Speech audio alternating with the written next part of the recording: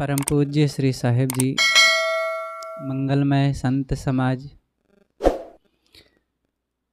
पूजनीय साध्वी समाज, सज्जनों एवं देवियों, सदगुरु कबीर साहिब जी का एक पद है, बहुत ही मार्मिक, बहुत ही प्रसिद्ध है, जो साधना और ध्यान के लिए ही साहिब ने कहा है। आइए उसी पर कुछ चर्चा करते हैं। संतों सहज समाधि भली, संतों सहज समाधि भली, गुरु परताप भयो जा दिन से, सुरति नायंत चली, संतों सहज समाधि भली। जहाँ जहाँ डोलूं सो परिक्रमा, जहाँ जहाँ डोलूं सो परिक्रमा, जो कुछ करूं सो पूजा, जब सोऊं तब करो दंडवत, भाव मिटाऊं दूजा,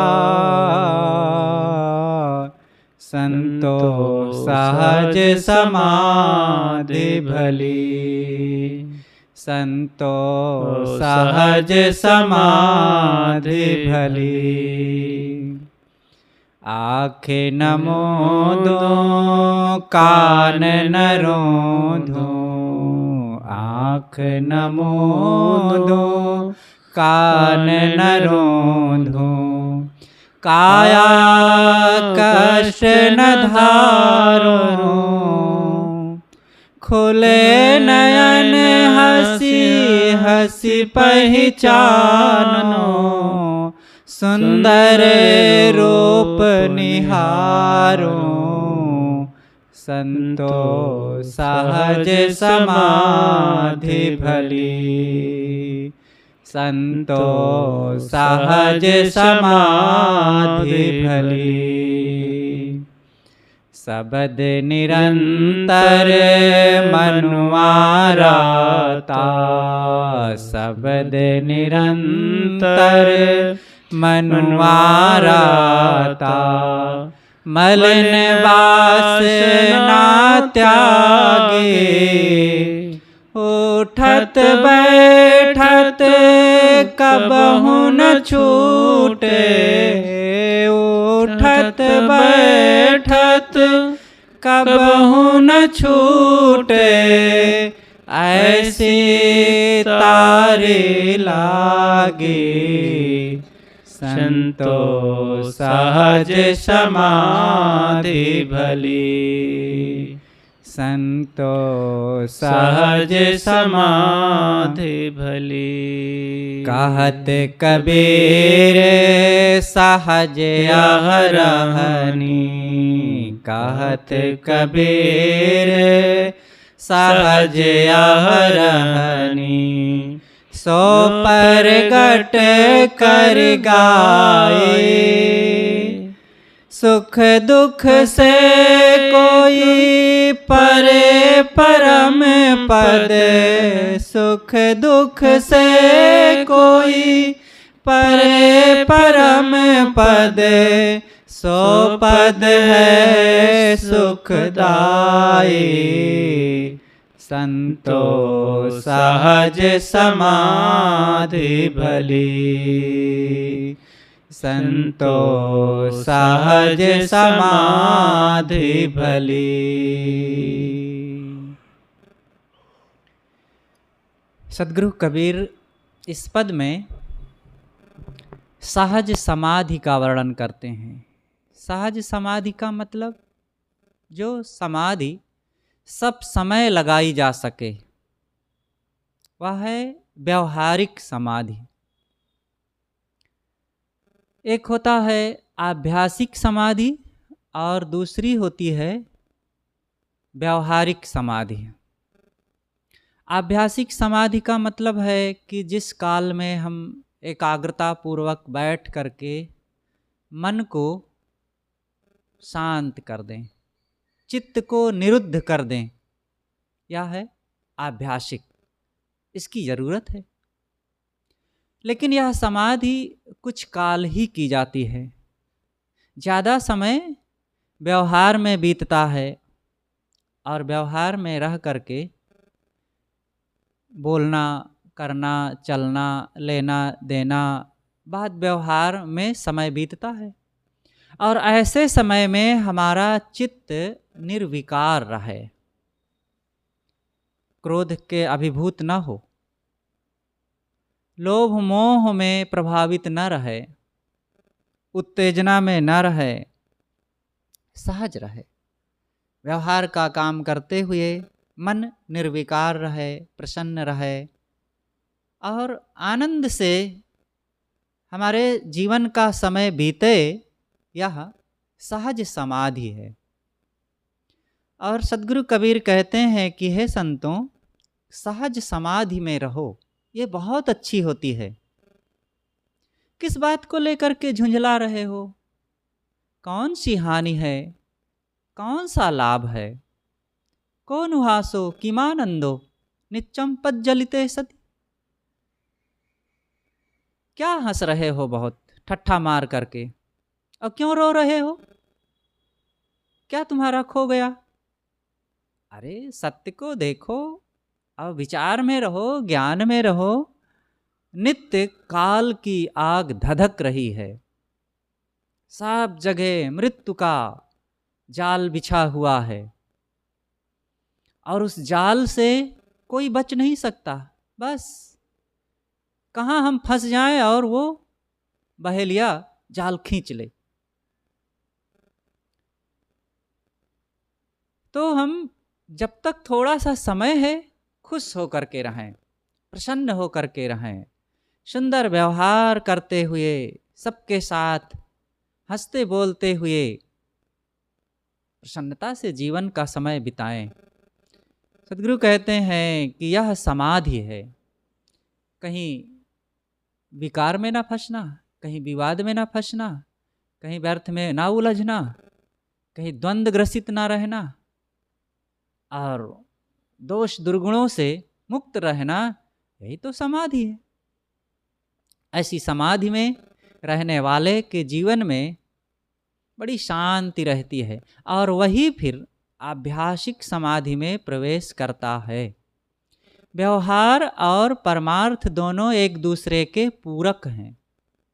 जिसका व्यवहार अच्छा रहेगा उसी का परमार्थ अच्छा रहेगा, और जिसका परमार्थ अच्छा रहेगा वही सुंदर व्यवहार बना सकता है। हम इसको इस तरीके से देखें, जैसे कि भोजन करते हैं। भोजन सब लोग कितना देर करते होंगे? एक बार में 15 मिनट, 20 मिनट हम मान लेते हैं। और दिन भर में कितनी बार करते होंगे? अधिकतम 3 बार। तो 24 घंटे होते हैं एक दिन और रात में, और 24 घंटे में 3 बार भोजन का मतलब 1 घंटा भोजन करते हैं। और 1 घंटा भोजन करके उसकी एनर्जी को 23 घंटे तक उपयोग करते हैं। 1 घंटा खाने का लाभ हमें 23 घंटे तक मिलता रहता है। उसी की एनर्जी से काम करते, व्यवहार करते, मिलते जुलते, बोलते, चलते फिरते हैं, तो 1 घंटा की एनर्जी। और वो 23 घंटा जो हम काम करते हैं, व्यवहार करते हैं, वो किस लिए करते हैं? इसलिए कि 1 घंटा आराम से सुकून की रोटी खा सकें। कोई व्यक्ति दिन भर भाग दौड़ करे और भूख लगे तो वो बैठ के आराम से खा ना सके, उसको 2 रोटी ना मिल सके, तो उसका सारा दिन व्यर्थ गया ना। तो जैसे 1 घंटा खाए हुए भोजन की एनर्जी से 23 घंटे काम किया जाता है और 23 घंटे काम इसलिए करते हैं कि 1 घंटा आराम से बैठ करके खा सकें। ये व्यवहार है। ऐसे ही हमारे जीवन में भी घटना घटनी चाहिए, साधना के लिए भी। हम रोज कम से कम 1 घंटा ध्यान करें और 1 घंटा ध्यान करने का फिर लाभ हमारे 23 घंटे के व्यवहार में दिखेगा। 1 घंटा में अगर हम बढ़िया से बैठ करके निश्चिंत, निर्भय, प्रसन्न, निर्द्वंद, एकाग्र हो करके ध्यान करते हैं तो इसका प्रभाव फिर हमारे व्यवहार में रहेगा। लोगों से मिलेंगे, बात करेंगे, लेन देन करेंगे, चलेंगे फिरेंगे, काम धंधा में लगे रहेंगे, वहाँ कहीं उत्तेजित नहीं होंगे, कहीं झुंझलाएंगे नहीं, कहीं उलझेंगे नहीं, कहीं विवाद में नहीं पड़ेंगे, कहीं लोभ लालच में नहीं फंसेंगे। तो देखो वो 1 घंटा जो ध्यान किया गया था उसके प्रभाव से हमारा पूरा व्यवहार बड़ा मधुर रहेगा, बड़ा निर्मल रहेगा। और जब 23 घंटे का व्यवहार सुंदर रहेगा, निर्विकार रहेंगे, कहीं नहीं उलझेंगे, कहीं नहीं विवाद में फंसे रहेंगे और कहीं भी किसी ढंग से हम लोभ मोह शोक और काम क्रोध के वशीभूत नहीं रहेंगे, तो 1 घंटा जब बैठेंगे तो बैठते ही मन शांत, पूरी एनर्जी ग्रहण होने लग जाएगी, शांति की, स्थिरता की, प्रसन्नता की और आत्म सुख की। तो ये व्यवहार और परमार्थ दोनों एक सिक्के के 2 पहलू हैं, दोनों को अलग अलग नहीं किया जा सकता है, इसलिए दोनों की जरूरत है। अब कोई एक काम करता है तो वो अधूरा है, व्यवहार अच्छा है उसका, ठीक है, लेकिन रात दिन धाए धाए धाए व्यवहार में लगा है, परमार्थ को भूल गया है, तो ठीक नहीं कर रहा है। अपने आप को भी देखें, चाहे जितना काम करते रहें, एक दिन काम करना रुकेगा, भाग दौड़ रुकेगी, शरीर निष्क्रिय होगा, तो उस समय मन की क्या दशा होगी। इसलिए रुकने का अभ्यास पहले से बनाए रखें, ताकि दोनों का अभ्यास जब रहेगा तो चलने में, मतलब क्रियाशील रहने में निर्विकार रहेंगे, और जब रुकने का समय आ जाए तो मन स्वस्थ रहे, अपेक्षाओं में ना डूबे। कल एक देवी कह रही थी, उनके पति खत्म हो गए तो बहुत भावुक थी, दुखी थी, बड़ी समझदार, बड़ी ज्ञानी है वो, लेकिन कहाँ साहब बहुत उनकी याद आती है। अब वो ऐसे बोलते थे, ऐसे पैसा लेन देन रखते थे, ऐसे बात करते थे, ऐसे साहस देते थे, ऐसे रक्षा करते थे, सब व्यवहार निभा लेते थे। अब बड़ी परेशानी हो रही साहब बीच बीच में। हमने कहा अब तुलना ना करो, वर्तमान में जीना आना चाहिए, यही तो है जीव की असंगता। और इस असंग भाव को याद करके वर्तमान में अपने कदमों पर खड़े हो। कब तक किसी के सहारे रहोगे? सहारे छूट जाते हैं, सहारों का भरोसा क्या। उलझ मत दिल बहारों में, बहारों का भरोसा क्या।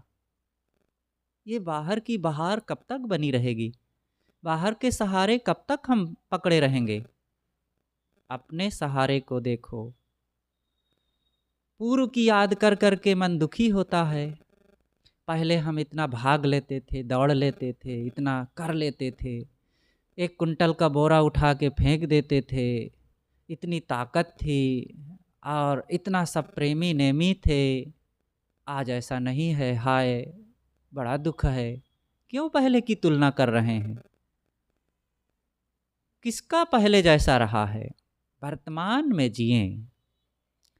जो आज दिन है तेरा वो कल नहीं रहेगा, हो सावधान प्यारे कर ले भजन तू अपना।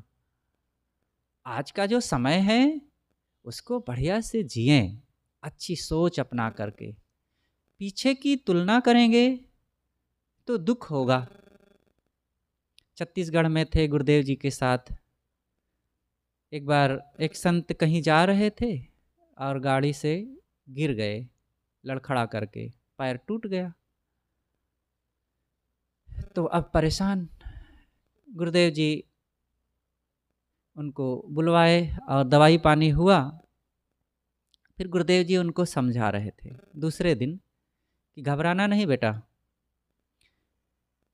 तुलना जब की जाएगी तब दुख होगा।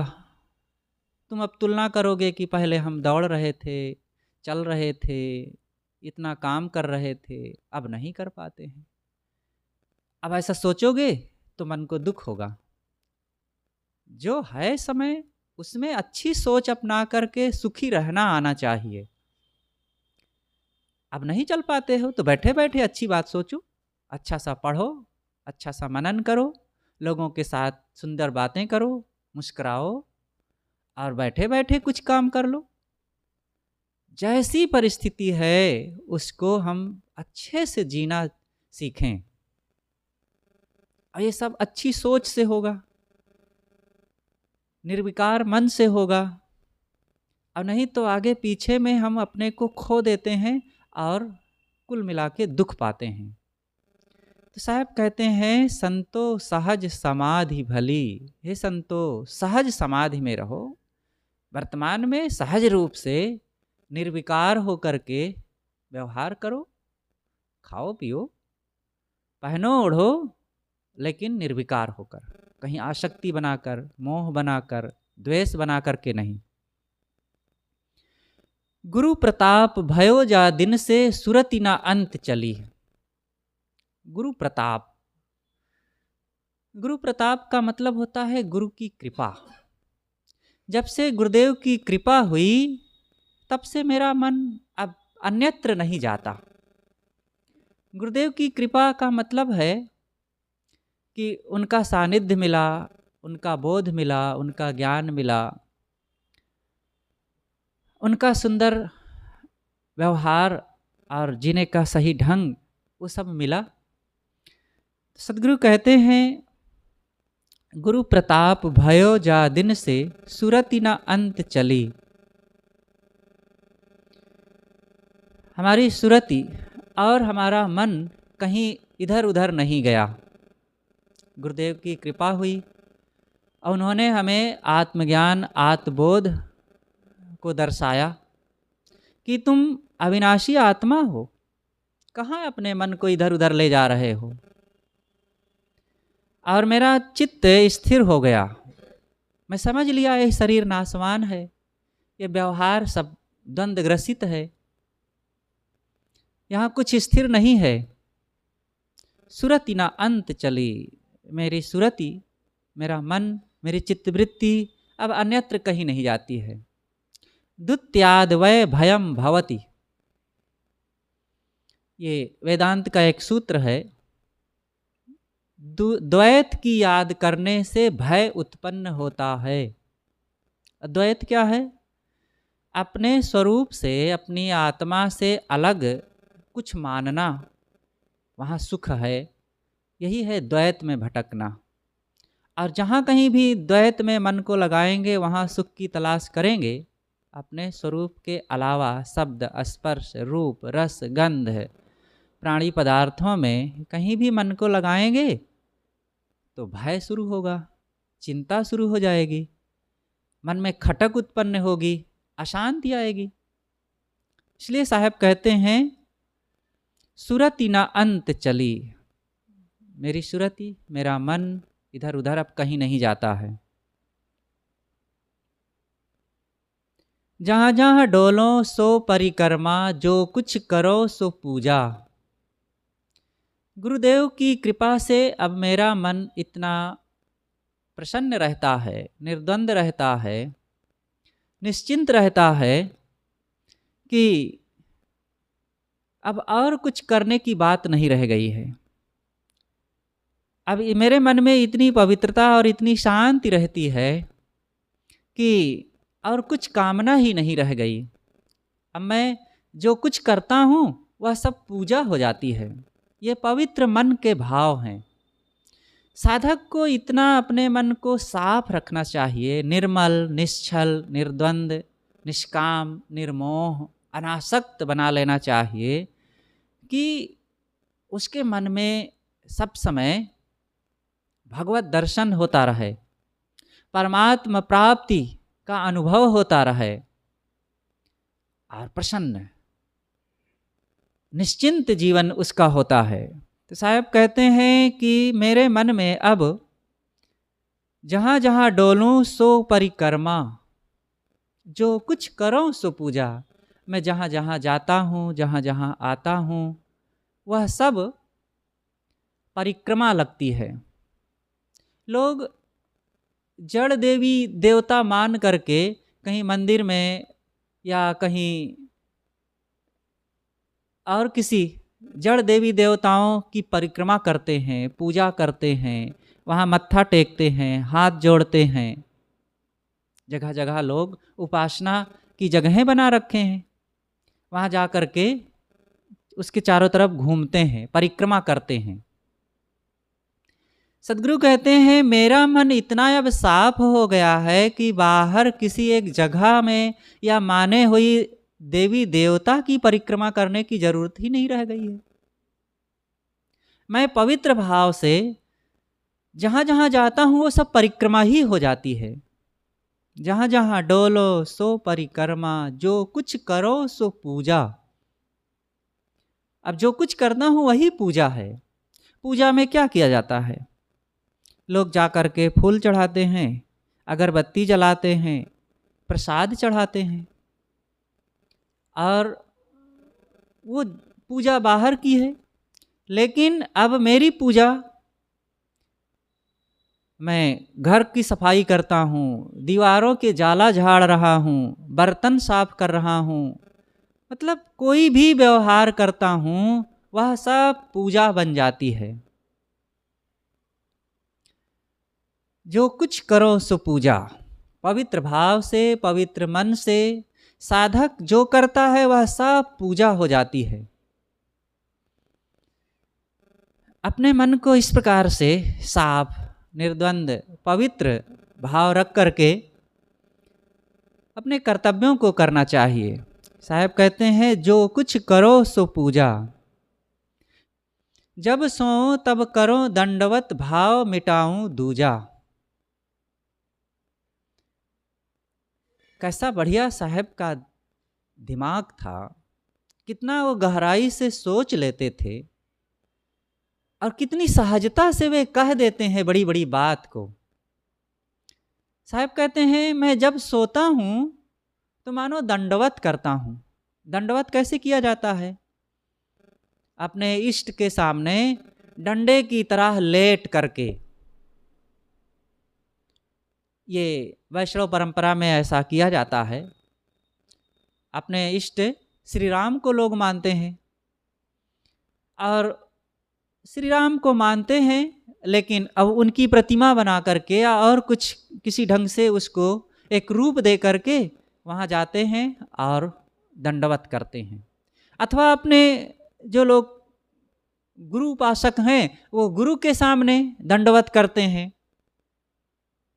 जहाँ भी जाते हैं पवित्र भाव से दंडवत करते हैं, साष्टांग दंडवत। 8 अंगों से लेट करके, झुक करके, सब प्रकार से अपने आप को समर्पित कर देना, ये दंडवत कहलाता है। सदगुरु कबीर कहते हैं कि मैं जब सोता हूँ तो मानो दंडवत करता हूँ, अपने इष्ट की दंडवत करता हूँ। मेरा इष्ट कहाँ नहीं है, कहीं एक जगह मंदिर में मेरा इष्ट बैठा हो, यहाँ वहाँ मिलेगा तब मैं दंडवत करूँ, ऐसा नहीं। मेरे मन में इतनी पवित्रता है, इतनी शांति है कि रात दिन मैं अपने इष्ट के दर्शन कर रहा हूँ और मानो उसकी पूजा कर रहा हूँ, उसकी आराधना कर रहा हूँ, उसकी परिक्रमा कर रहा हूँ। और मैं जब सोता हूँ तो उसकी दंडवत कर रहा हूँ। हर क्षण मेरी पूजा है। किसी एक काल में पूजा करूँ, दूसरे काल में यूं ही समय बीत जाए मेरा, ऐसा नहीं। हर समय मेरा भक्ति, पूजा, श्रद्धा, उपासना, ज्ञान, साधना में मेरा समय जा रहा है। तो सदगुरु कहते हैं कि जब सोऊं तब करो दंडवत, भाव मिटाऊं दूजा। दूजा भाव मैं मिटाता रहता हूं। दूजा भाव का मतलब अंदर में आत्म भाव के अलावा और कोई भाव उत्पन्न होना। आत्मभाव भावना विनिवृत्ति ही। महर्षि पतंजलि ने कहा है कि साधक जब साधना में बैठता है, अभ्यास करता है, तो पहले उसे आत्मभाव की भावना करना चाहिए। आत्मभाव की भावना क्या है? मैं शुद्ध चेतन हूँ, मैं अविनाशी हूँ, मैं आत्मा हूँ, मैं अमर हूँ, मैं ज्ञान स्वरूप हूँ, मैं शरीर से पृथक हूँ, मैं विलक्षण हूँ, असंग हूँ, मैं एक रस दिव्य चेतन हूँ। ये आत्मभाव है, देह भाव नहीं, आत्मभाव। देह भाव अलग होता है। देह भाव में दुख है, देह भाव में मलिनता है, देह भाव में अप्रसन्नता है, भय है, चिंता है, शोक है, कष्ट है, पीड़ा है। आत्मभाव में शांति मिलती है, निर्भयता होती है। जब हम देह से अलग अपने स्वरूप भाव, अविनाशी भाव, असंग भाव का याद करते हैं, तब निश्चिंतता, निर्भयता, प्रसन्नता रहती है। क्योंकि शरीर और आत्मा दोनों अलग अलग चीजें हैं। शरीर तो दुख रूप है, आज कुछ दिखता है, कल कुछ हो जाता है। आज बड़ा स्वस्थ दिखता है, कल रोगी हो जाता है। आज बड़ा आनंद लगता है, कल वही पीड़ा देता है। आज बड़ा सुंदर और पवित्र लगता है, कल वही फोड़ा हो जाता है और मवाद बहती है, गंदा है। शरीर बहुत घृणित चीज है, गंदी चीज है, त्याज्य है। लेकिन क्या किया जाए, प्रारब्ध के कारण ये जीव इसमें बंधा हुआ है, तो विवेक पूर्वक इसको निभाया जाए। और इसमें एक ही काम बढ़िया है कि इसी में रह करके अपने स्वरूप की पहचान किया जा सकता है, अपने आत्मा का बोध प्राप्त किया जा सकता है। इसी में रह करके मन और इंद्रियों को पवित्र करके देह से पृथक अपने अविनाशी आत्म भाव में ठहरा जा सकता है। कैसा बढ़िया है। जैसे एक कुल्हाड़ी से केवल लकड़ी नहीं काटी जा सकती है, उसी कुल्हाड़ी में लकड़ी एक डाल लो, बेंट बना लो, और फिर उसी बेंट के सहारे से आप बड़ी बड़ी लकड़ियों को काट सकते हैं।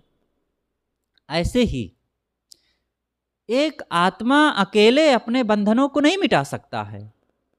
जब ये मानव शरीर में आता है, तब इस मानव शरीर का सहारा लेकर के इस शरीर के सारे मोह को ये मिटा डालता है और फिर मुक्त हो जाता है। तो ये द्वैत भाव को मिटाओ, आत्म भाव को याद रखो। और साधक का एक समय ऐसा आता है, महर्षि पतंजलि कहते हैं कि आत्म भाव का भी त्याग हो गया। त्याग करो जब साधना में बैठे। ये बहुत ऊंची अंतिम स्थिति है कि जब मन निर्विकल्प हो गया, शांत हो गया, कुछ ख्याल नहीं, उस समय सो नहीं गए, जागृत हैं और इंद्रियां पूरी सोवश हैं, मन भी शांत हो गया, संकल्प विकल्प बंद हो गए और जागृत अपने आप में स्थित है, तो आत्मभाव भावना का भी त्याग हो गया। इसकी लालसा रखना चाहिए। यह अचानक होता नहीं है, लेकिन इसको समझें। देह भाव का त्याग करें, आत्मभाव को याद करें और धीरे धीरे अभ्यास के द्वारा आत्मभाव को भी त्याग करके केवल स्थिति में ठहर जाएं, शांत हो जाएं। तो यहाँ साहब कहते हैं कि दूजा भाव, जब सो तब करो दंडवत भाव मिटाऊं दूजा। दूजा भाव का मैं भाव मिटाता हूँ। द्वैत भाव, अपने स्वरूप से अलग जो प्राणी पदार्थों में, देह में, पंच विषयों में, भोगों में हमारा मन डूबा हुआ है, ये द्वैत भाव है, दूजा का भाव है। और इसको मिटाते रहो, व्यवहार करो व्यवहार के समय में, अन्य समय उसको जपो नहीं। ये व्यवहार जपनी नहीं है, करनी है, करने के लिए है। जब समय आवे तो उन व्यवहारों को कर लो और जपो अपने आप को। स्वरूप जपनी होता है। इसलिए बहुत मार्मिक वचन है कि जब सोऊं तब करो दंडवत भाव मिटाऊं दूजा। जब मैं सोता हूँ तो मानो अपने ईश्वर की, भगवान की, परमात्मा का दंडवत कर रहा हूँ, वो भगवान कहाँ है? मेरे अंदर में। मेरी अपनी सत्ता ही भगवान है, और मैं उस भाव में अगर रहता हूँ, अलग से भगवान की जरूरत ही नहीं है। बाहर से जो सगुण भगवान है वे मेरे गुरुदेव हैं, संत हैं, और उन्होंने मुझे अंदर को ही दर्शाया है। गुरु और शिष्य का इसीलिए नाता होता है। गुरु, सच्चा गुरु वह है जो शिष्य के भीतर ही गुरुत्व को जगा दे और गुरुत्व को ही लखा दे, क्योंकि बाहर का गुरु तो सदैव साथ नहीं रहेगा, सदैव तो उसकी रक्षा नहीं करेगा। तो बाहर का गुरु भीतर के गुरु को जगाता है और साधक से कहता है कि बेटा, मैं सदा तुम्हारी रक्षा नहीं कर सकूंगा, मैं तुम्हें बात बताता हूँ, उस बात को तुम समझो कि तुम्हारे अंदर जो तुम्हारा स्वत्व है, तुम्हारा आत्मत्व है, तुम उसको पहचानो, और जो देह भाव है इसका निरसन करो, इसका त्याग करते रहो, तो तुम सदैव निर्भय रहोगे। तो यही दूजा भाव को मिटा करके आत्म भाव को सामने रखें, और ऐसा भी साहस पुरुषार्थ करें कि आत्म भाव का भी त्याग करके हम स्वरूपाकार वृत्ति में ठहरे रह सकें। आगे सद्गुरु कहते हैं, आँख न मूंदूं, कान न रूंधूं, काया कष्ट न धारूं। ये व्यवहारिक समाधि का वर्णन है। तो आँख मूंदना, कान बंद करना, और यहाँ पर हठ योग का भी साहब ने खंडन किया है कि ये सब करने की जरूरत नहीं है। साधना करो और अपने स्वरूप का पहचान करके उसमें ठहराव करो। शरीर को कष्ट ना दो। शरीर को कष्ट देने से क्या होगा? अगर शरीर को कष्ट देने से कुछ मिलेगा तो मरने के बाद तो सबे कष्ट नष्ट हो जाता है शरीर, मुझे सबे नहीं पातिया।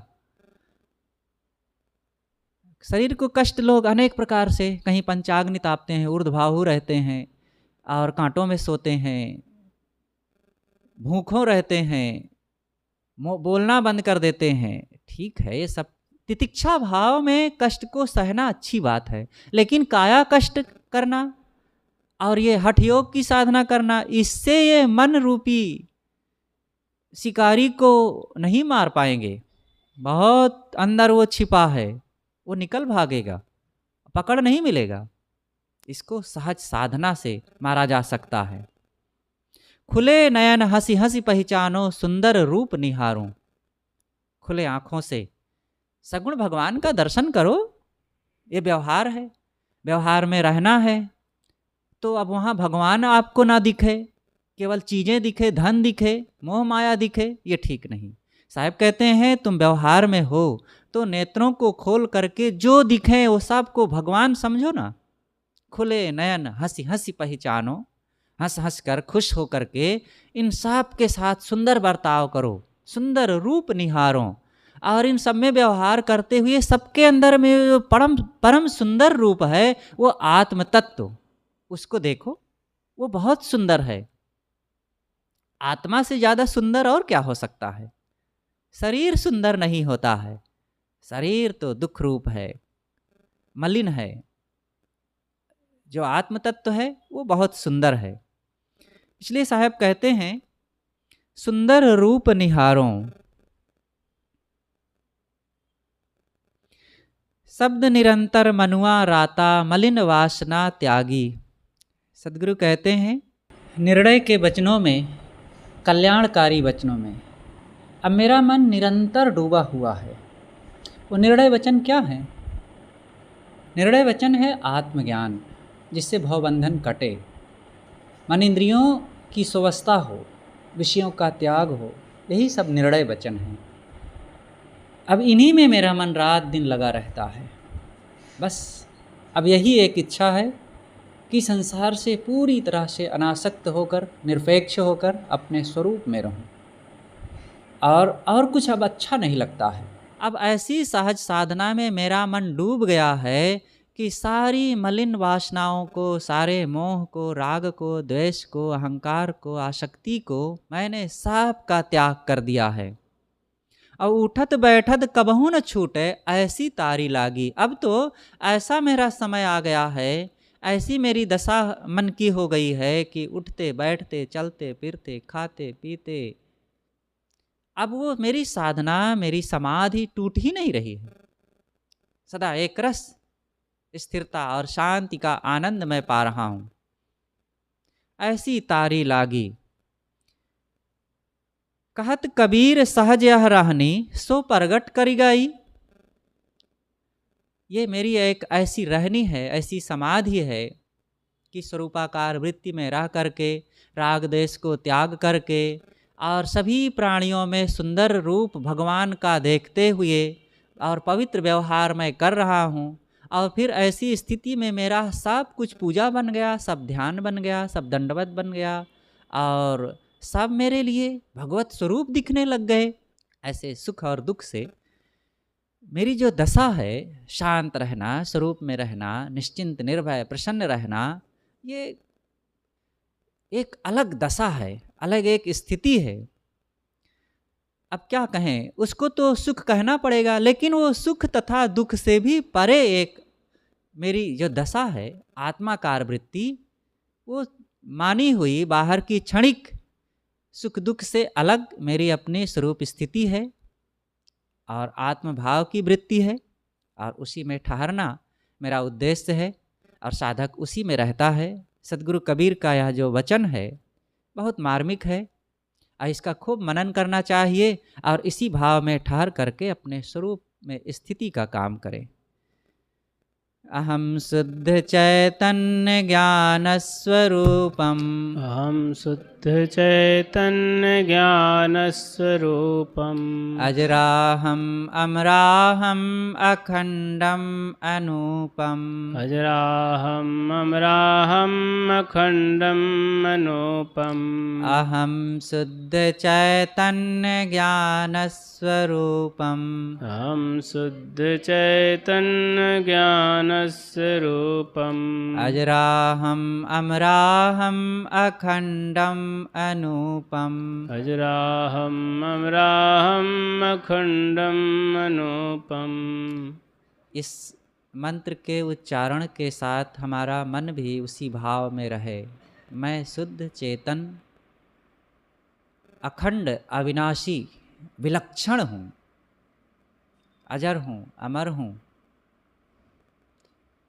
अविनाशी हूँ, अखंडम अनुपम, खंड रहित हूँ, विलक्षण हूँ। ये मेरा अपना स्वरूप ऐसा है। इस आत्माकार वृत्ति में रह करके सबको शांत होना है। आज ध्यान शिविर का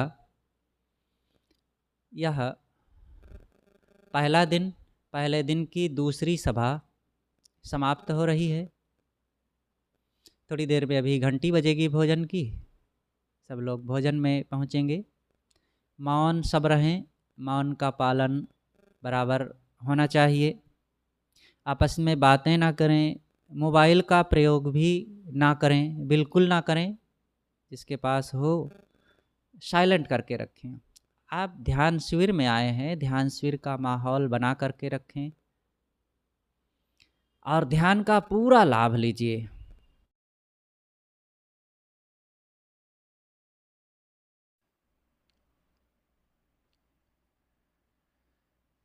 सद्गुरु कबीर एवं बीतराग संतों को स्मरण करते हुए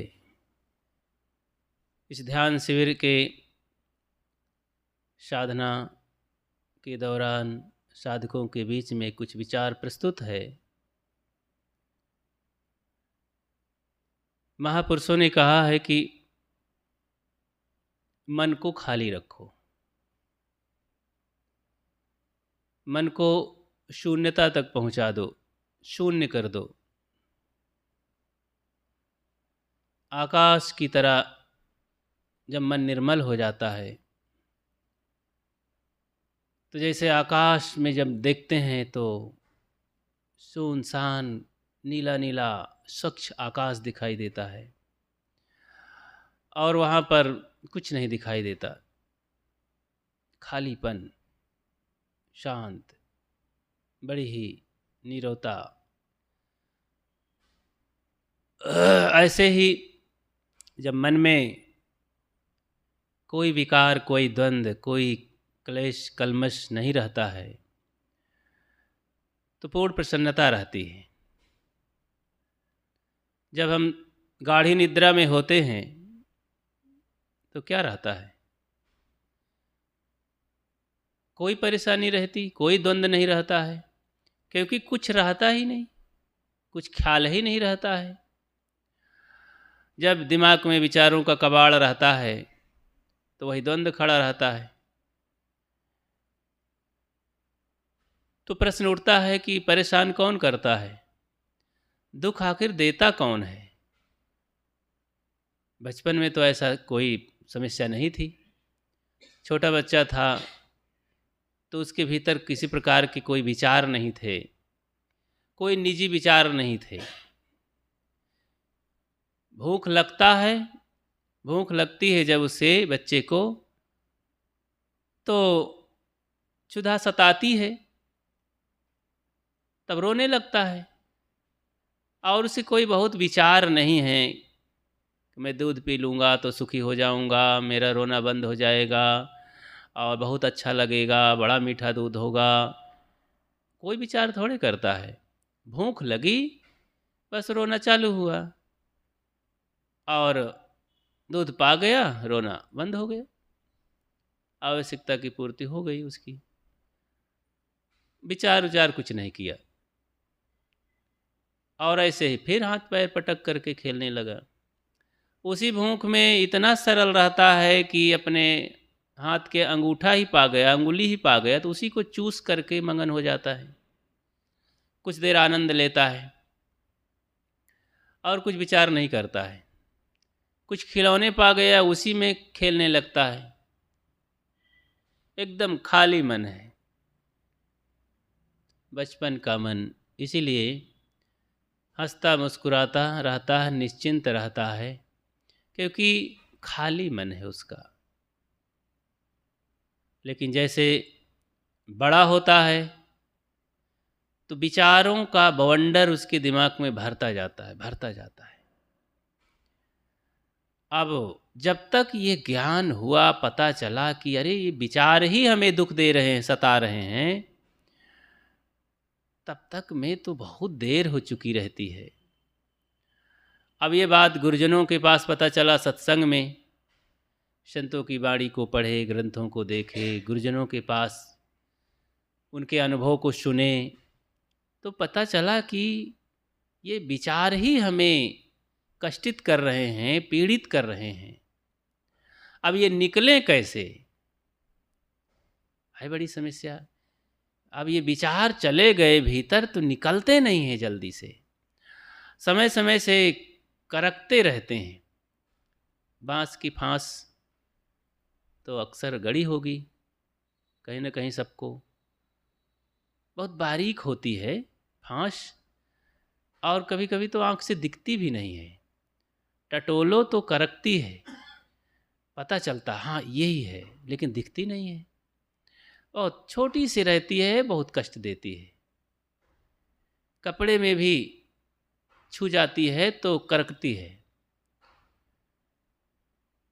करक करे जे गड़ रही बचन वृक्ष की फांस, साहब ने बचन वृक्ष की फांस को भी कहा है। तो जैसे बांस की फांस किसी और लकड़ी के छिलके की फांस घुस गई चमड़ी में तो बहुत कष्ट देती है, बचन की भी फांस बहुत कष्ट देती है। बचन की ही तो फांस है, चारों तरफ से जो भर लिए हैं विचार विचार विचार। अब वो विचार क्या है, बिना विचारे सब चला गया, अनजाने में विषयों की धारा में बहते, देखते सुनते, खाते पीते जीते, व्यवहार बट्टा करते, सारे विचार चले गए, क्योंकि द्वार तो खुले हैं। अब रोकना भी नहीं जानते हैं, अब विचार तो जाएंगे ही जाएंगे। इतना ज्ञान नहीं, इतना समझ नहीं, संयम का कोई पर्दा नहीं है, बांध नहीं है, तो विचार तो चलेंगे। मन का कार्य ही है रात दिन विचार करना, उसी को मन कहते हैं। विचारों का समुच्चय जहाँ चल रहा है, इकट्ठा हो रहा है, मन का काम ही स्मरण करा देना। देखे सुने भोगे पदार्थों को भोगों को ख्याल कराता है, उसे ही मन कहते हैं। मन नाम की चीज़ खोजो तो कुछ नहीं है, और मन ही सब कुछ लगने लगता है। मन का कोई चेहरा नहीं दिखाई देता है, और मन ही दुख देता है, मन ही हमें बंधनों से छुटकारा भी देता है। बड़ा अद्भुत मन है। मन यो मनुष्याणाम कारणम बंध मोक्षयो।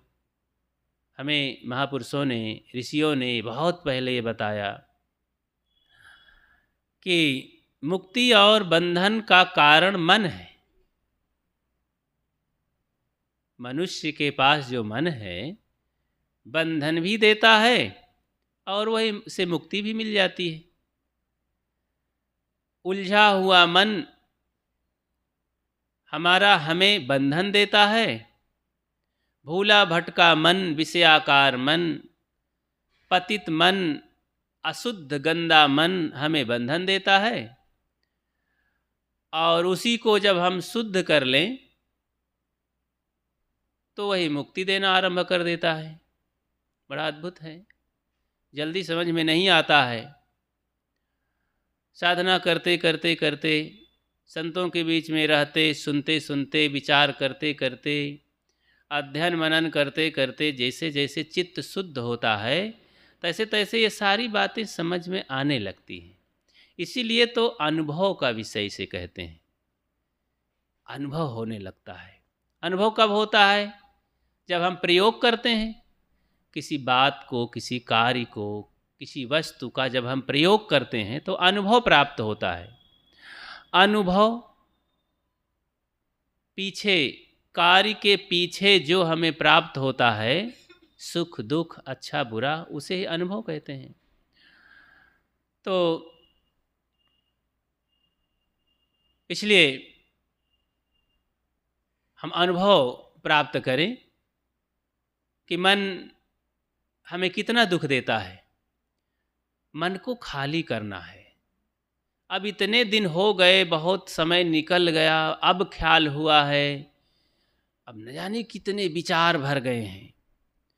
वैसे तो जन्म जन्म के विचार ये ढो रहा है, संस्कार के रूप में समय से सब जागृत होते रहते हैं। जैसे कोई रिकॉर्डर की रील है, अब वो रील जब मशीन में रिकॉर्डर में डाली गई तो बस पहले तो कुछ पता नहीं था, पतली सी रील या चिप कह लो, और जैसे ही मोबाइल में लगी, कंप्यूटर में लगी, तो फटाफट उसमें बातें निकलने लगी कि अरे ऐसी बातें इसमें निकल रही हैं, ऐसा कौन बोले हैं, ऐसा तो मैं ही बोला हूँ। ये सब हो गया रिकॉर्डिंग। मन में हर्ष शोक हो जाता है। पहले कुछ नहीं पता चलता था। ऐसे ही जन्म जन्मांतर के जो संस्कार अध्यास रूप में जमा हैं, बीजवत हैं भीतर, समय से हवा पानी प्रकाश जैसे पाता है तो बीज अंकुरित होता है, वैसे हमारे संस्कार इस देह में अंकुरित होना आरंभ कर देते हैं जब वो माहौल पाते हैं, जब वो निमित्त बनता है और फिर सुख दुख के रूप में प्रकट हो जाता है। तब हम कहते हैं अरे ये कहाँ से आ गया। आश्चर्य होता है, ताजुब लगता है कि हमने ये तो किए ही नहीं जीवन में, ऐसा कोई घृणित काम, पाप काम नहीं किए, कहाँ से आ गया। लेकिन अब ये आश्चर्य इसीलिए लगता है क्योंकि अब कर्म सिद्धांत का बोध भी नहीं होता है। तो सत्संग से ये बोध भी हो पाता है, ऐसे तो होता नहीं है। या हमारे जीवन में कुछ ऐसी घटना घटी दुख सुख की, तो उसके द्वारा अनुभव हो जाता है और फिर बोध होता है कि नहीं भाई, कर्मों का फल मिलता है, ज़रूर ऐसा होता है। और कहीं न कहीं के संस्कार तो दबे पड़े रहे तभी तो मिला। कारण के बिना कार्य नहीं होता है, ये ज़रूर कारण का था कहीं दुख का। तो ऐसा फिर अनुभव हो जाता है, मन संतुष्ट हो जाता है कि अच्छा ठीक है, मेरे ही भोग हैं तो मैं ही भोग डालूंगा, इसमें क्या दिक्कत है। तो मन इतना बड़ा स्टोर है, ऑफिस है, सब अच्छा बुरा उसमें भरा हुआ है। और बड़ा ये विज्ञान है, आत्मा से ताकत पाता है ये मन, और सारा स्टोर संजोए रहता है। और रखी हुई चीज कोई नष्ट नहीं होती है। जैसे कि वर्षों वर्षों की फाइलें ऑफिस में दबी पड़ी रहती हैं, लोग उसे समय समय से 10, 20, 50, 60 साल, 100 साल की भी फाइलें निकालते हैं। तहसीलों में जाइए, कहीं कोर्ट कचहरी में जाइए, पुरानी पुरानी फाइलें लोग खोजते रहते हैं, पुराने पुराने विचार लोग खोजते रहते हैं। आजकल जैसे पत्रकार लोग होते हैं, कई कई वर्षों के विचार संजोते रहते हैं, पेपर की कटिंग बटोरते रहते हैं, प्रमाण खोजते रहते हैं। यहाँ तक कि 50 साल पहले नेताजी क्या बोले थे, इनकी रिकॉर्डिंग कहाँ पर है, वो सब प्रमाण खोजते रहते हैं और बहुत संभाल के रखते हैं, काम आता है समय से। तो ऐसे ही हमारे मन रूपी स्टोर में सब जमा है। अब उसको देखने के लिए ज्ञान विचार ही काम देता है, और ये ज्ञान विचार मन ही के द्वारा होता है, अलग से कोई साधन नहीं है। तो मन बड़े काम की चीज़ है, लेकिन सत्संग ध्यान चिंतन न किया जाए, इसकी सफाई न किया जाए, तो मन बहुत बेकाम की चीज़ है। इससे बड़ा बेकाम और दुख देने वाला और गलत जगह कुछ है ही नहीं है। तो मन को शुद्ध करने का, संभालने का, समेटने का, मन को खाली करने का साधन ध्यान उत्तम प्रयोग है, साधन है। तो संत लाओ जी ने भी कहा कि जो मन को खाली रखता है उसे कोई झंझट नहीं होती, कोई तकलीफ नहीं होती। साहब ने इसके लिए तो पर्याप्त तो कहा है, मन को खाली रखो, ये मन पक्षी की तरह उड़ता है, मन की तरंग मार लो बस हो गया भजन, आदत बुरी सुधार लो बस हो गया भजन। ये बार बार जो सुधारने की बात है, तरंग मारने की बात है, यही खाली करना है। मन के उद्वेगों को, मन की गड़बड़ियों को, मन के विकारों को खाली करना है। खालीपन वैसे भरते भरते भरते भरने की आदत बन चुकी है, अब खाली कैसे रखें यही नहीं समझ में आता है। जैसे कई बार कमाने की आदत जब हो जाती है लोगों की और जोड़ने की आदत हो जाती है, तो उनको ये नहीं समझ में तो इसको खर्चा कैसे करें, खाली कैसे करें।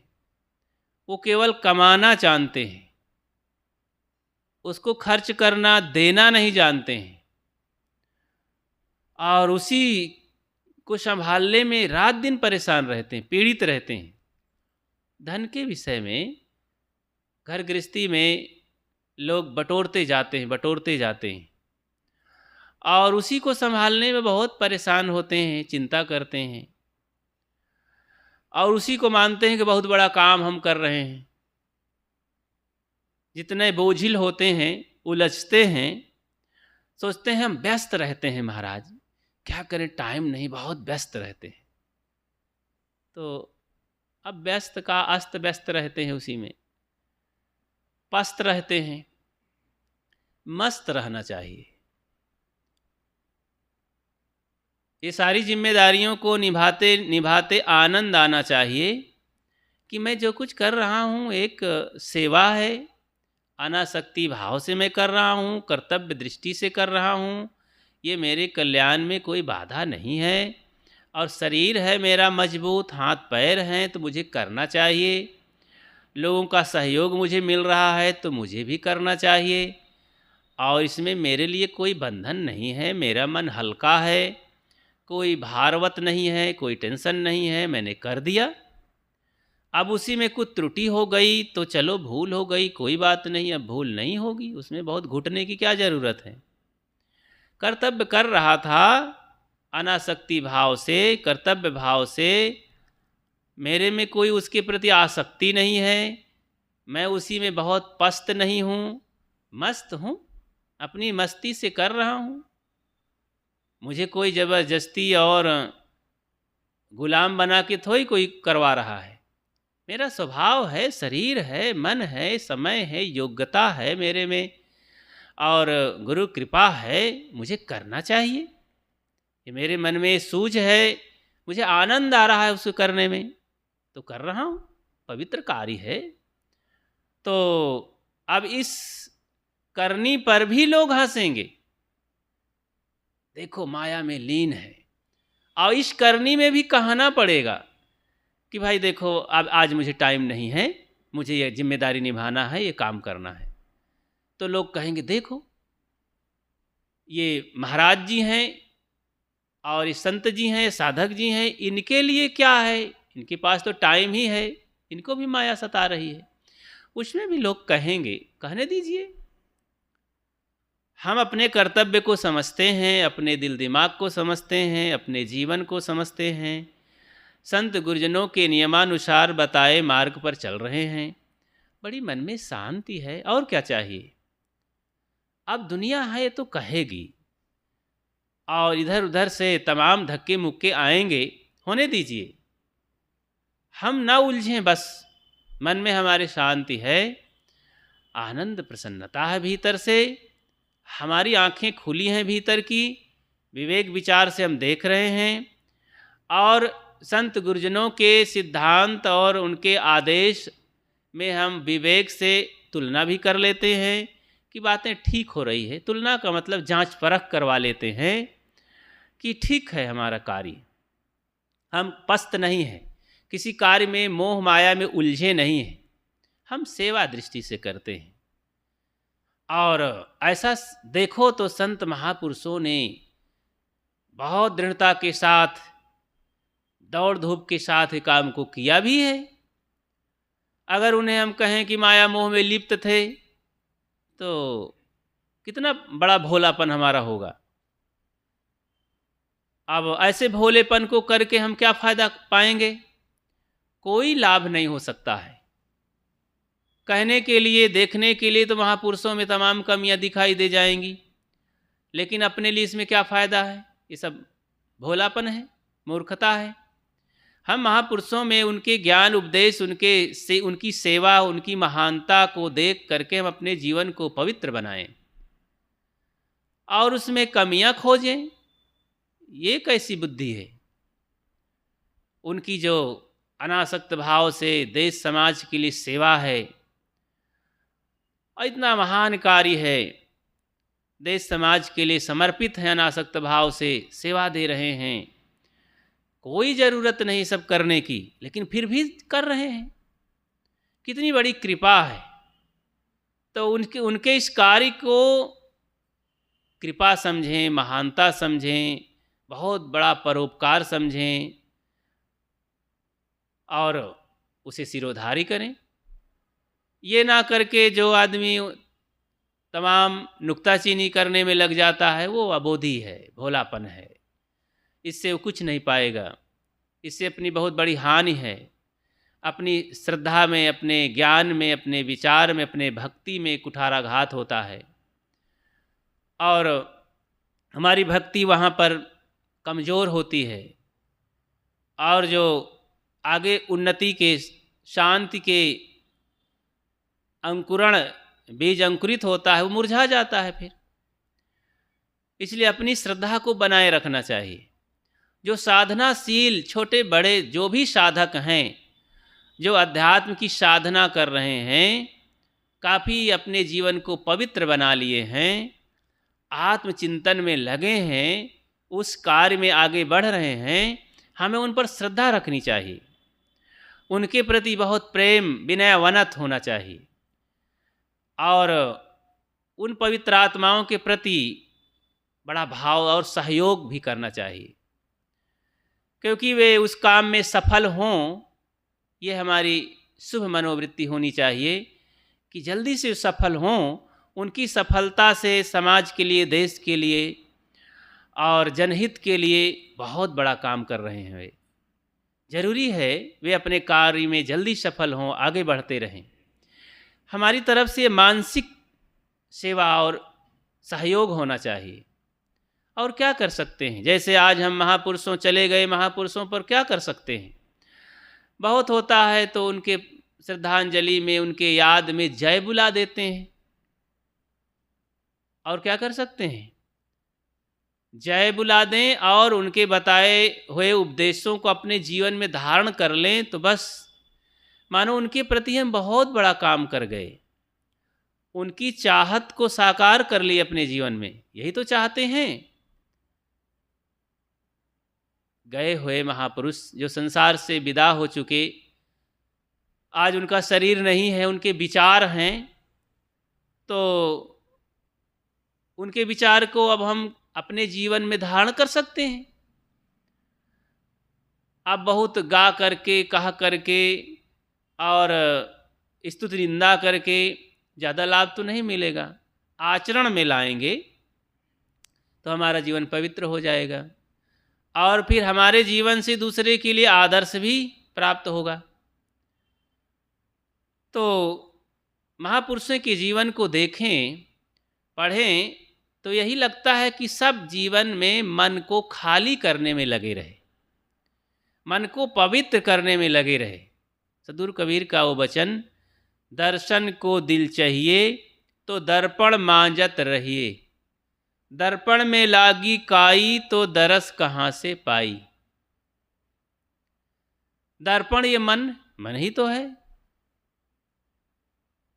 मन रूपी दर्पण जब इसे हम स्वच्छ कर लेते हैं तो इसी में आत्मा का साक्षात्कार होता है, दर्शन होता है। आँखों से दर्शन उसका नहीं होता है, मन के दर्पण से, मन के चश्मे से होता है। और फिर आत्मा का दर्शन हो गया तो फिर क्या? यही तो पाना था, यही तो करना था, यही तो जानना था। गुरुदेव कहते थे कि साधक जो जानना था जान लिया, जो करना था कर लिया, जो पाना था पा लिया, इससे ज़्यादा कुछ कार्य ही नहीं। साधक को ये ज्ञान हो गया तो बस सब कुछ कर लिया, हो पूर्ण हो गया, सिद्ध हो गया। जानना है आत्मज्ञान,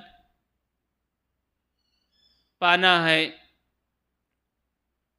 अपनी स्थिति, आत्मज्ञान, आत्मदर्शन, और रहना है स्वरूप स्थिति में।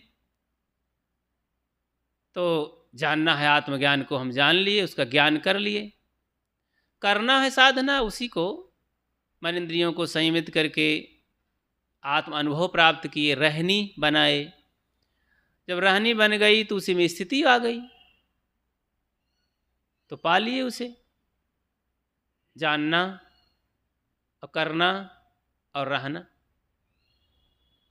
तो ये तीन सीढ़ियां हैं। आत्म अपने स्वरूप में स्थित हो गए, बस मंजिल मिल गई। अब कहाँ भाग दौड़ करनी है? प्रारब्ध है, फिर इसी में निर्वाह करना है।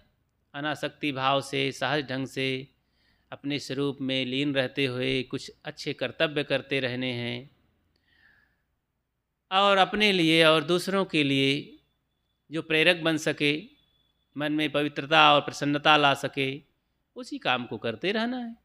बच बच करके फिर चलना रहता है, क्योंकि व्यवहार बड़ा जटिल होता है, बड़ी समस्या लिए होता है। ज्ञान तो प्राप्त कर लो अकेले में, लेकिन व्यवहार तो अकेले में होता नहीं। व्यवहार तो सबके बीच में होता है, बहुत लोगों के बीच में होता है। उसे प्राणी पदार्थ चाहिए, तो उसी में कुछ अच्छे बुरे भी हो जाते हैं, उलझन भी आ जाती है। तो उलझन में ना उलझना, संभाले रहना, बचाए रखना, ये साधक की जिम्मेदारी होती है और साधना होती है। आएंगे उलझन, जब तक जीवन है उलझन तो भाई आएंगे ही। समस्याएं सामने आएंगी, बाधाएं आएंगी।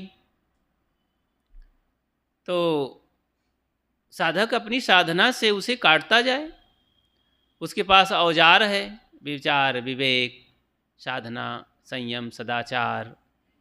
ये जो सद्गुण हैं तो ये हमारी रक्षा करते हैं, बचाते हैं, ये कवच है।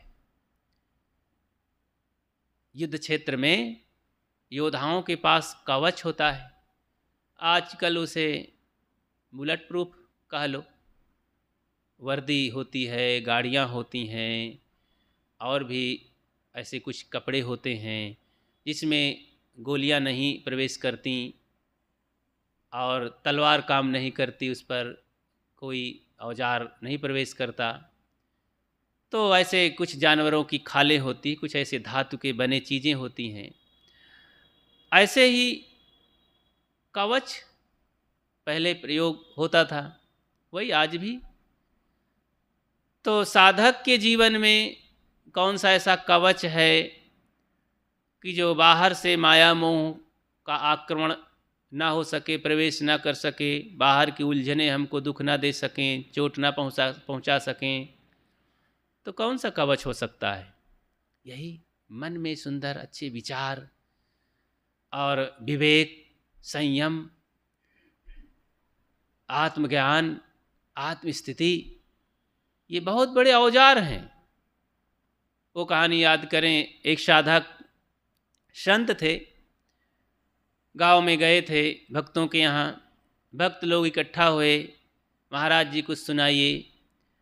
महाराज जी सबको इच्छाओं को देख करके, सबकी जिज्ञासा देख करके कुछ ज्ञान की बातें सुनाने लगे। सुना रहे थे, इतने में भूचाल आ गया। अब वो ऊपरी मंजिल पर छत पर बैठे, वहीं जगह थी, वहीं आसन लगा था, वहीं सुना रहे थे। लोग 10, 20, 50 इकट्ठा थे। भूचाल आ गया। अब मकान तो हिलने लगा।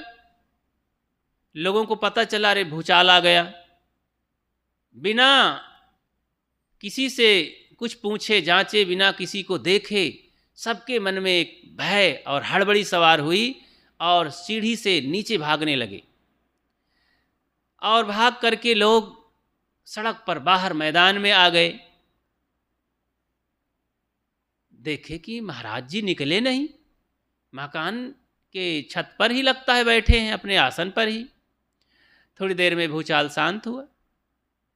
लोगों का इंतजार रहा कहीं फिर ना आ जाए, लेकिन कुछ मिनट इंतजार करके फिर धीरे से डरते डरते अंदर प्रवेश किए। देखे कि महाराज जी उसी आसन पर आंख मूंदे ध्यानस्थ हैं। लोग आकर बैठ गए, फिर सुनने लगे, इंतजार करने लगे। महात्मा जी आंख खोले। लोगों के अंदर बड़ी जिज्ञासा थी, कुतूहल थी कि महाराज जी यहाँ से भागे नहीं, क्या इनको पता नहीं चला? बोले, महाराज जी आपको पता नहीं चला भूचाल आया है? लेकिन पता तो चला। लेकिन हम लोग तो सब भाग गए बाहर, मकान गिरने की संभावना थी और हम सब लोग उसमें दब करके मर जाते, मकान गिर जाता तो भाग गए मैदान में। आप क्यों नहीं भागे? कहे नहीं, मैं भी भाग गया था, मैं भाग गया था ना। कहे नहीं, आप तो वहीं उसी तरह बैठे हैं। हम गए तो आप बैठे थे और आए तो इसी तरह बैठे ही हैं।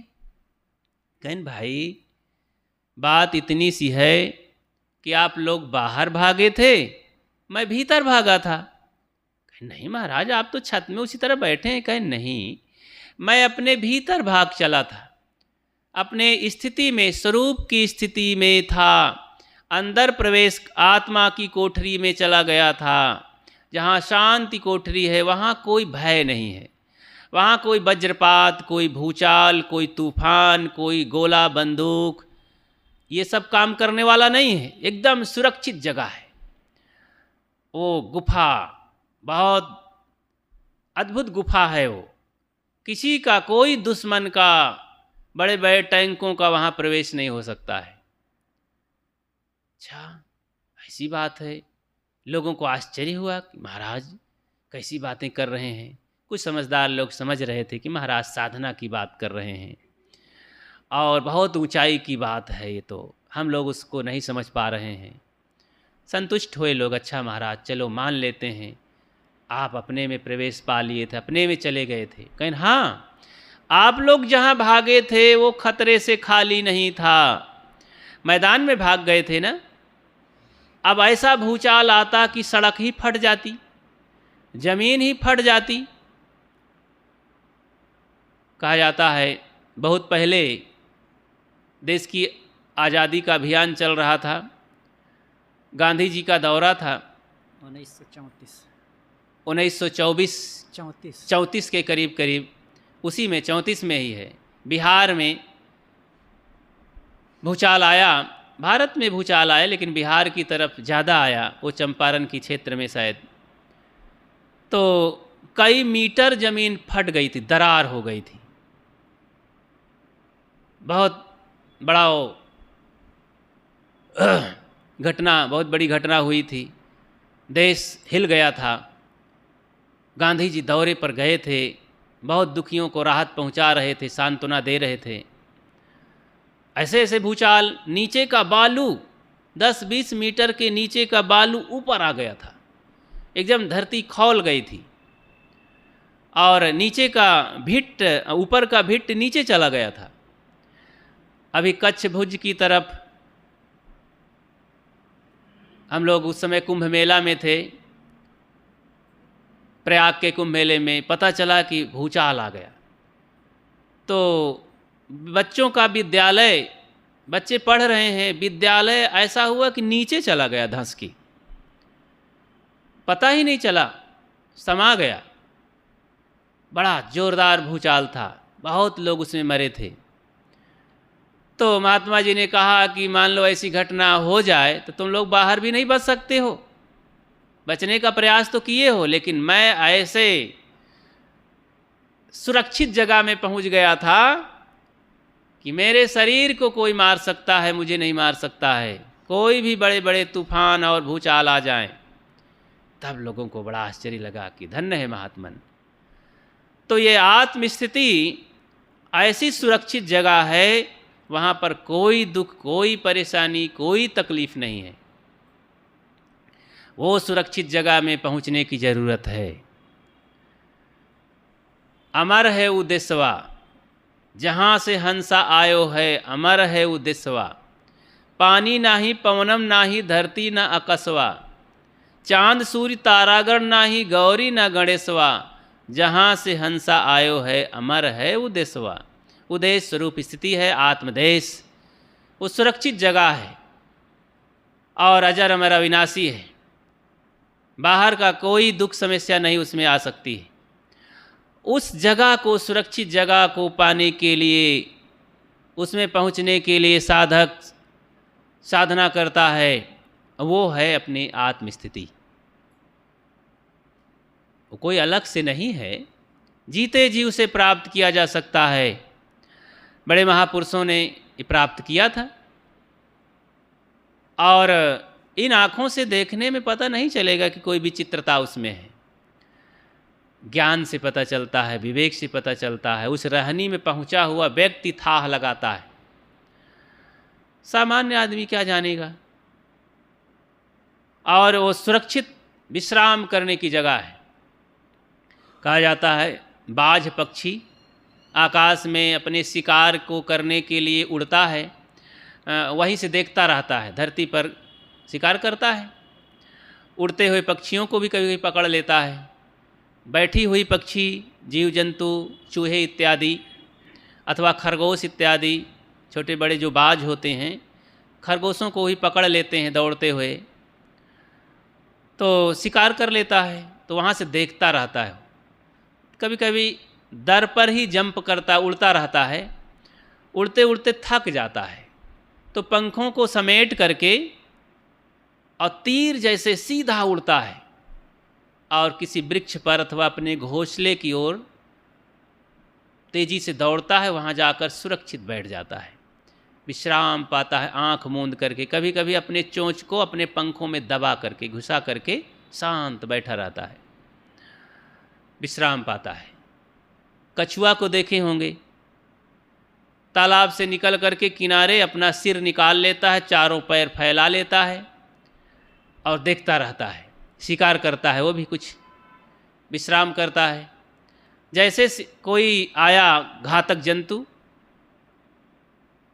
तो तुरंत अपने सिर को, अपने पैर को समेट लेता है, सुरक्षित हो जाता है।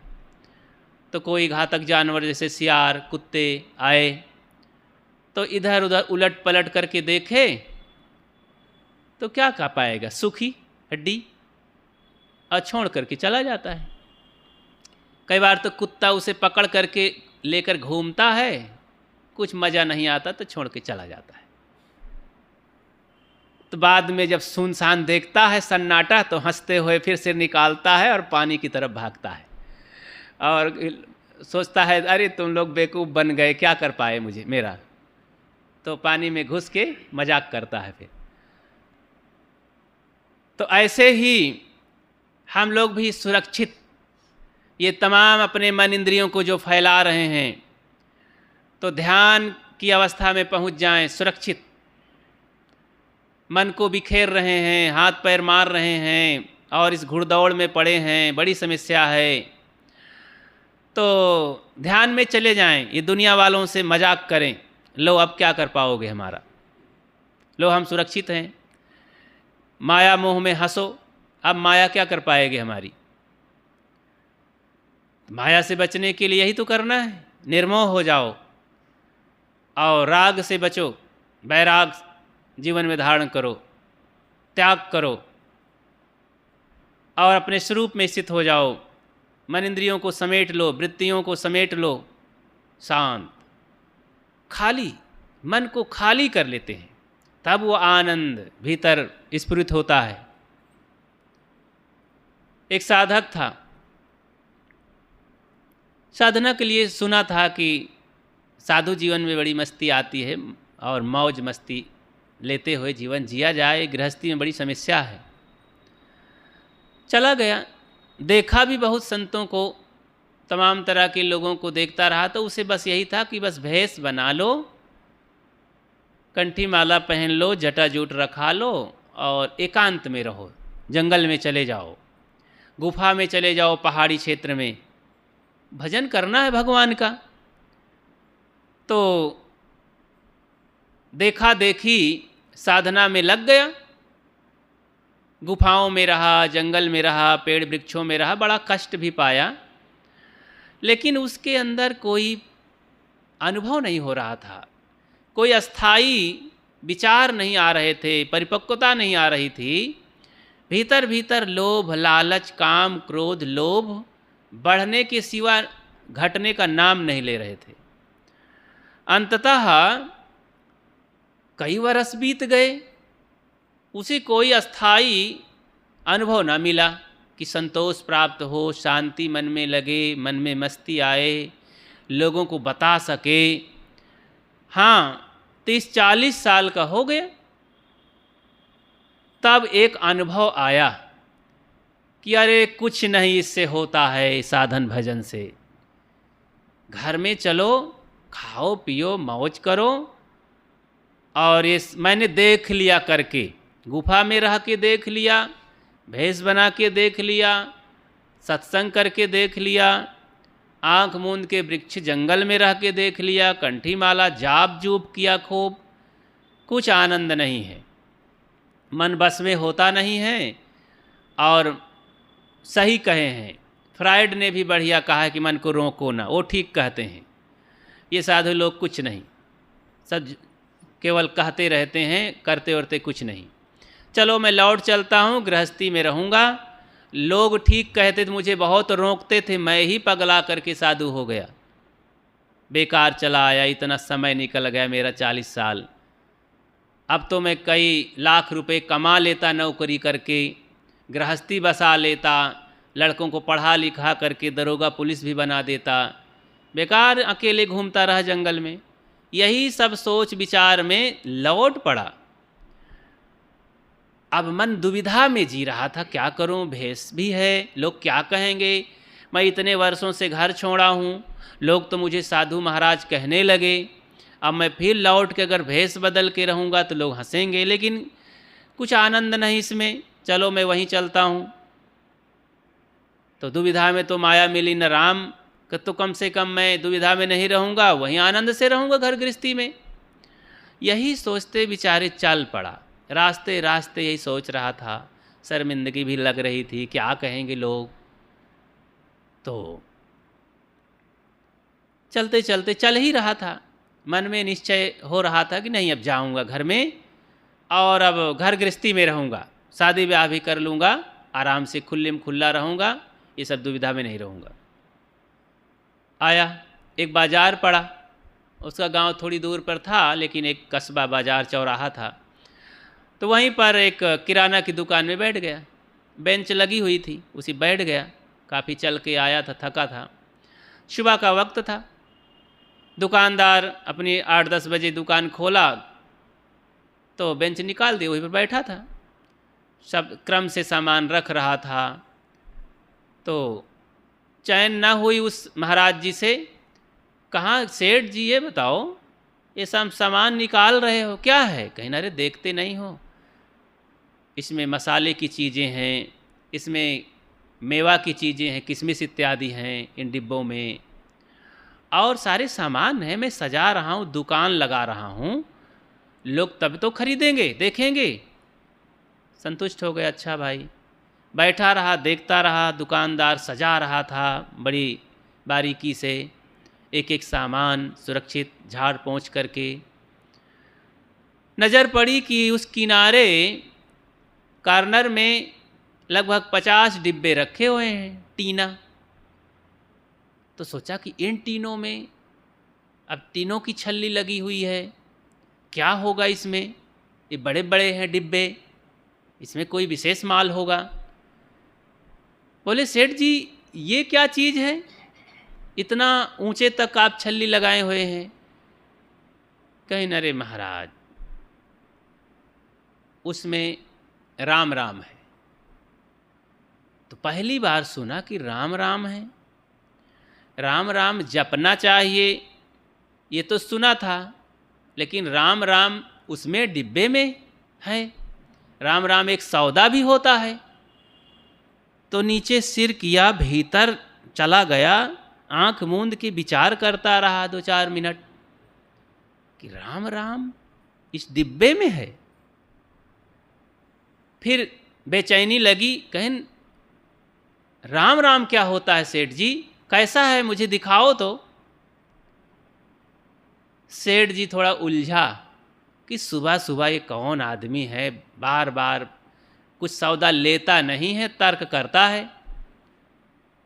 कहीं अरे भाई तुम साधु महात्मा क्या जानो, हम लोग बनिया महाजन हैं, सौदा रखते हैं, खाली टीना जो खाली हो जाता है उसको हम खाली नहीं कहते हैं, राम राम कहते हैं।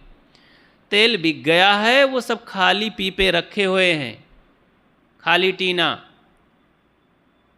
तो हम उसे राम राम कहते हैं, और राम राम कुछ नहीं है।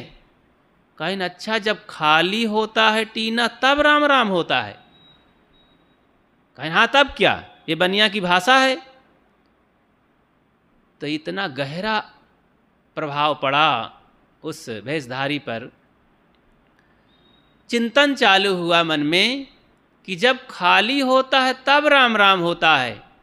मैं तो अपने इस शरीर रूपे हृदय रूपी पीपे को खाली किया ही नहीं, मन को नहीं खाली किया, मन में सब कबाड़ भरता रहा, न जानी कैसे कैसे विचार भरता रहा।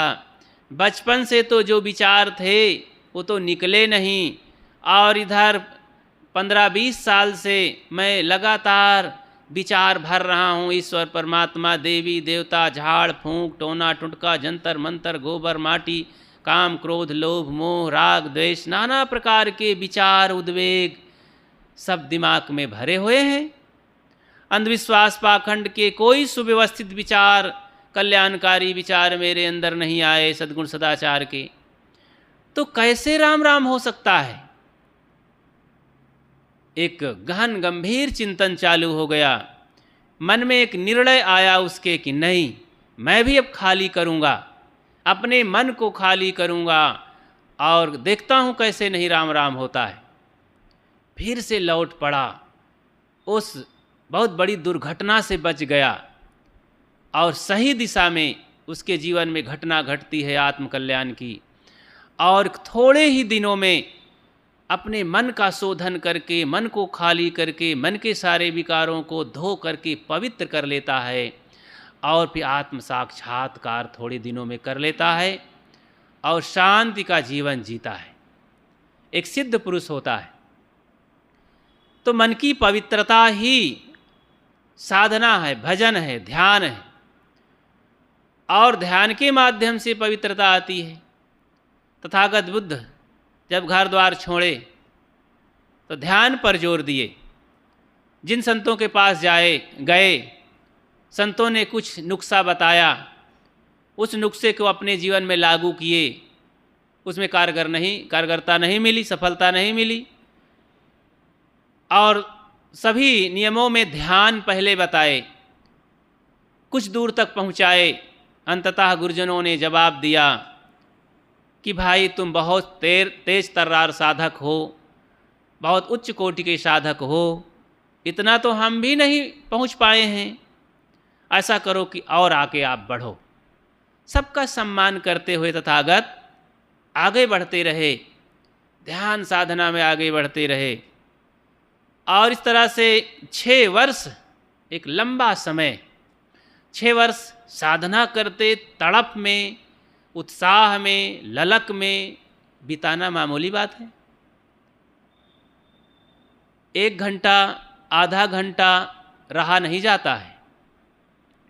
टाइम दे दिया जाए किसी को कि हम 12 बजे आने वाले हैं, अरे अभी भोजन पंगत लग गई हो और हम बैठ गए हों, थाली सामने आ गई हो, अब पारस करने वाले अगर 5 मिनट देरी लगाए तो मन में होता है क्या कर रहे हैं भाई, 4 दिन से बैठाए हैं हमें, तो ऐसा आता है। तो हड़बड़ी होती है, बहुत देर कर दिए, बहुत देर कर दिए हैं। एक जुबान मांगे, भाई हमें रोटी लाइए, एक रोटी चाहिए, रोटी देने वाला नहीं सुन पाया तो ज़ोर से डांटा जाता है, अरे सुनते नहीं हो, कब से हम मांग रहे हैं। तो देखो इंतज़ार, कहाँ इंतज़ार कर मिलता है, मन में असहनशीलता रहती है, असहनशक्ति रहती है, हड़बड़ी रहती है। लेकिन तथागत 6 वर्ष तक घोर तपस्या करते रहे, खाने पीने की परवाह नहीं थी, रहने बसने की परवाह नहीं थी, कपड़े लत्ते की कोई उनको ख्याल नहीं था, सुख समृद्धि, अपने राजकाज सबको भूल चुके थे, और सुविधा का नाम नहीं जीवन में, साथी बाराती कोई नहीं था, कोई सेवक नहीं था। कहाँ वहाँ विटामिन, फल फूल और मेवा मिष्ठान उनको मिलता रहा होगा उस जंगली युग में। उस समय तो वे साथी का भी चुनाव नहीं कर रहे, बताते भी नहीं थे कि मैं अमुक का लड़का हूँ, शुद्धोधन का, राजघराने से आया हूँ। शायद कोई चुपके से जान पाते थे, तो अपने मुख से तो बताते भी नहीं थे। प्रारब्धवश सब मिलता रहा होगा, जीते रहे होगे, कठिनाई को सहते रहे और कठिनाई को अपने गले की माला बना लिए थे। साधक जो अपने गले की माला बना लेता है विपत्ति को, कठिनाई से, वो आगे बढ़ता जाता है। कांटों से संकुल हो वो पथ मेरे जीवन का, प्रतिकूल परिस्थिति में ही मल धुलता है जीवन का। गुरुवर अभिलाष देव का ये वचन है। वे कहते हैं जो तमाम विपत्तियों से घिरा हो, संकटों से घिरा हो, और मैं उसमें डगमग ना हूँ, सहता चलूँ, तो मेरे जीवन का वो रास्ता सच्चा रास्ता है। और परिस्थिति, प्रतिकूल परिस्थिति में ही ये कलमश, गंदगी मन की धुलती है। पथिक जी महाराज कहते हैं, अगर गलती रुलाती है तो राहें भी दिखाती हैं, मनुज गलती का पुतला है जो अक्सर हो ही जाती है। गलतियाँ होती हैं, भूलें हो जाती हैं, परिस्थितियाँ बिगड़ जाती हैं, घबराएं नहीं। गलती अगर रुलाती है, भूल रुलाती है, परेशान करती है, दुख देती है, तो राह भी दिखाती है। मतलब कठिनाई, विपत्ति, भूल चूक, अगर हम साधना में अपने संकल्पवान हैं कि नहीं मुझे आगे बढ़ना है, तो अब नई नई राह खुलती जाती है और हम कल्याण के नज़दीक पहुंचते जाते हैं। तो इस तरह से हम अपने मन को खाली करने की प्रक्रिया में लगे रहें, हिम्मत करते रहें, तो एक दिन ऐसा आएगा कि मन में वो शांति, वो स्वच्छंदता, वो स्वतंत्रता, वो आनंद के हिलोरे, वो किनारा, वो गहराई की कोई दूरी नहीं रहती है। वो दरवाज़ा फट से खुल जाता है, आनंद का द्वार। तो उस तक पहुँचने के लिए हमें ध्यान एक बहुत बड़ा साधन है। सबको ध्यान करना चाहिए और सघन ध्यान सुबह शाम करके आधा घंटा 1 घंटा ध्यान रोज़ सबको करना चाहिए। और संत गुरुजनों के यहाँ जा कर के इसका अच्छे से प्रशिक्षण लेना चाहिए, अनुभव प्राप्त करना चाहिए, ज्ञान को मजबूत कर लेना चाहिए, एक गहरा विश्वास हासिल कर लेना चाहिए कि नहीं, मैं हूँ। और विचारों के माध्यम से, अच्छे अच्छे विचार के माध्यम से हम अपने को मजबूत बनाएं और ध्यान करके अपने को शुद्ध बनाएं, पवित्र बनाएं, सेवा करके पवित्र मन को बनाएं। ये आधार हैं जीवन के। संत गुरुजनों की सेवा, ध्यान और ग्रंथों पर अध्ययन मनन और मन का संयम, सद्गुण, सदाचार, ये जीवन को स्वच्छ बनाने के लिए, शांति तक पहुँचने के लिए सब आधार हैं, सहारा हैं। इन सहारों को पकड़े रहें और हम आगे बढ़ते रहें। समय पूरा हुआ। आप सबको बहुत बहुत धन्यवाद और मंत्र जाप करें। अहं शुद्ध चैतन्य ज्ञान स्वरूपम, अहं शुद्ध चैतन्य ज्ञान स्वरूपम, अजराहम अमराहम अखंडम अनूपम, अजराहम अमराहम अखंडम अनूपम। अहं शुद्ध चैतन्य ज्ञान स्वरूपम, अहं शुद्ध चैतन्य ज्ञान स्वरूपम, अजराहम अमराहम अखंडम अनूपम, अजराहम अमराहम अखंडम अनूपम। अहं शुद्ध चैतन्य ज्ञान स्वरूपम, अहं शुद्ध चैतन्य ज्ञान स्वरूपम, अजराहम अमराहम अखंडम अनूपम, अजराहम अमराहम अखंडम अनूपम। सब लोग नियमों का पालन करते हुए ये समझें कि सब समय हम 24 घंटे ध्यान में हैं। सेवा के समय सेवा करें, मौन का पालन करें, ऊपर जूता चप्पल कोई नहीं पहनेंगे,